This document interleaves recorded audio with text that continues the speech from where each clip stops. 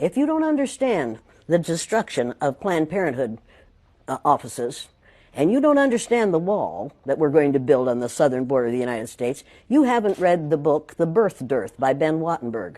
Ben Wattenberg was a brilliant Jewish man who was a member of the American Enterprise Institute, and he wrote a book, the first paragraph of which says, "The main problem confronting the United States today is there aren't enough white babies being born in this country." He was an advisor to presidents of the United States. He wrote the book in 1987. He says if we don't change this and change it rapidly, white people will lose their numerical majority in this country, and this will no longer be a white man's land. Now, I'm not misrepresenting this. I'm telling you exactly, almost exactly what he says. He says there are three things we can do to solve this. Number one, we could pay women to have babies, as they have been doing in Western European nations for years. Then he says, and these are his words, not mine, unfortunately, we would have to pay women of all colors to have babies, so we don't want to do that.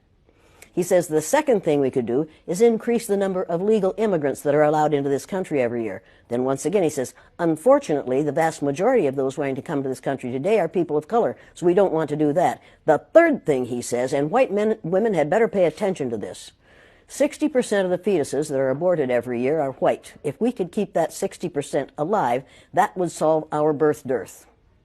Does that sound like racism to you? Can you talk a little bit about the trauma associated with? The trauma associated with it? Yeah. One of the main traumas is it tells white people that they are superior because of the lack of melanin in their skin. And then they find out suddenly that we've got a black president. That's traumatic. That's where the trauma is. Living a lie, finding out the truth, is traumatic.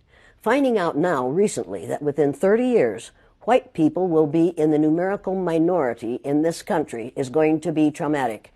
White people are scared to death right now, particularly white males.